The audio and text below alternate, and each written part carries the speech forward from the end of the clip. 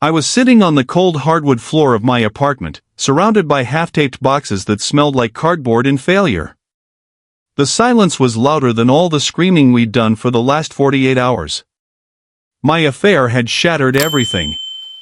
The person I loved most in the world was walking out the door, and I knew, in a way that hollowed out my chest, that it was over. I had broken us. It was irreparable. I was about to give in to the crushing weight of it all when my phone buzzed on the floor beside me. It was my mom. And she was about to say the one thing that would change my entire life. Before the world imploded, there was us.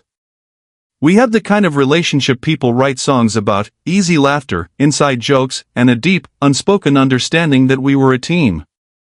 We were navigating our 20s, building careers, dreaming about a future that felt both beautifully distant and just within our grasp. It was comfortable, safe, and in my stunning immaturity, I took it all for granted. The affair wasn't a lightning bolt. It was a slow drift, a series of tiny compromises that began with a harmless conversation and escalated into a betrayal so deep it felt like another reality. I was living a double life, convinced I had it under control, a lie I told myself to justify the unjustifiable. I didn't see the cracks I was creating in our foundation, or the slow poison I was feeding our relationship. Then, the inevitable happened: discovery. It wasn't a dramatic movie scene, just a quiet, gut-wrenching moment of digital evidence on a screen. The aftermath was a blur of tears, accusations, and a pain in my partner's eyes so profound it seared into my memory forever. Every denial, every pathetic excuse, was just another shovel of dirt on the grave of our trust. Within days, our life was being disassembled and packed into boxes. I had destroyed my own world, and as I watched her pack, I knew I deserved the emptiness she left behind. When I answered my mom's call, my voice was a wreck. I wanted comfort, someone to tell me it would be okay, someone to validate my self-pity. My voice cracking, I tried to explain how my life was ending, how I'd made a terrible mistake and was losing everything. I was casting myself as the tragic figure. And then she stopped me. There was no softness in her voice. Just a steeliness I'd rarely heard, a tone that meant she was about to deliver an uncomfortable, non-negotiable truth. She listened for a moment, and then she said it. The sentence that cut through all my noise, excuses, and self-absorbed despair. She said, "You need to be thankful she is even giving you the chance to fix this." I was silent. It wasn't what I wanted to hear, but it was exactly what I needed to hear. In my head, I was the one suffering, losing my partner, my home, my life. My perspective was centered entirely on my own loss. Her sentence flipped a switch in my brain. It reframed everything. My partner walking out wasn't the end. Her willingness to even speak to me, to entertain the slimmest possibility of a future, was an act of profound grace I hadn't recognized. The opportunity was that she hadn't completely, and irrevocably, slammed the door. My mom's words stripped away my victimhood. This wasn't about getting her back. It was about earning the privilege of being in her life again. It wasn't a right, it was a gift. That single piece of advice became my new foundation: gratitude, not entitlement. Humility, not pride. It was time to stop feeling sorry for myself and start doing the work. My mother's advice was the starting line for a marathon I was unprepared to run. Rebuilding a relationship shattered by an affair isn't about grand gestures. It's a slow, painful, and unglamorous process of showing up every day and choosing to do the right thing, even when it's excruciatingly difficult. First was absolute, unquestionable accountability. This meant ending the affair, definitively. I deleted the number, the emails, the social media connections, every trace, and I did it in front of my partner.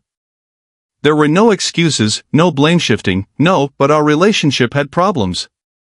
I had to own that I alone made the choice that brought us here. I had to sit with the discomfort of being the villain in our story without trying to rewrite the script.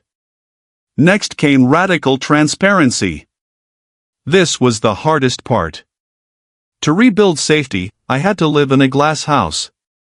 I gave my partner my phone passwords, email access, my location. I understood her need to check wasn't about control, it was a symptom of the trauma I had inflicted. Every time she felt that anxiety and asked to see my phone, it was a reminder of my failure. My only job was to show her, calmly and without defense, that I had nothing to hide. This wasn't about being monitored, it was about voluntarily giving up privacy to give her back her peace of mind, peace by agonizing peace. Finally, we had to rebuild intimacy from ground zero. And I don't mean physically, that was impossible for a long time. We had to start over like strangers. This meant scheduled, calm conversations about what happened, no screaming, no storming out. It meant awkward first dates, trying to find a glimmer of the connection we once had. We had to learn to talk again, not as the couple we were, but as two people deciding if they could build something new from the wreckage. And this part is so hard. The work is isolating. If you have ever been in a situation where trust has been broken, on either side, I would be so grateful if you would share one piece of advice that helped you navigate it in the comments below. The more we share our experiences, the less alone we all feel. There's a myth that if you work hard enough, your relationship will go back to the way it was. That's a lie. It will never be the same. The trust that was once an unconscious, breathing part of our bond is now a conscious choice we both make every day. The scar remains. But scars aren't always a sign of weakness, they're a sign of healing. Our relationship today isn't the easy, naive love of our early 20s. It's something different. It's stronger, because it has been tested by fire and survived. It's more honest, because we've confronted the ugliest parts of ourselves. There's a depth to our communication that wasn't there before. We don't take a single moment of peace or laughter for granted. We learned that a true partnership isn't about being perfect, it's about what you do when you are profoundly imperfect. And this process took time, 1 to 2 years, just to feel a semblance of normalcy again.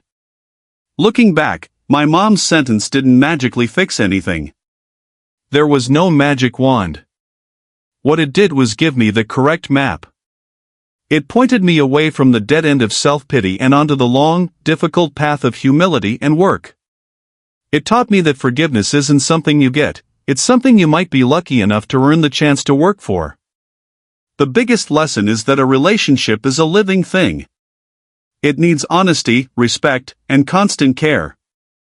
My betrayal wasn't the root cause of our problems, it was a symptom of my own failures, my failure to communicate, to be a good partner, and to appreciate the gift I had. The journey back from that brink was the hardest thing I've ever done, but it taught me everything I know about love. It's not about the absence of cracks, it's about the light that gets in when you have the courage to repair them together. Thank you for listening.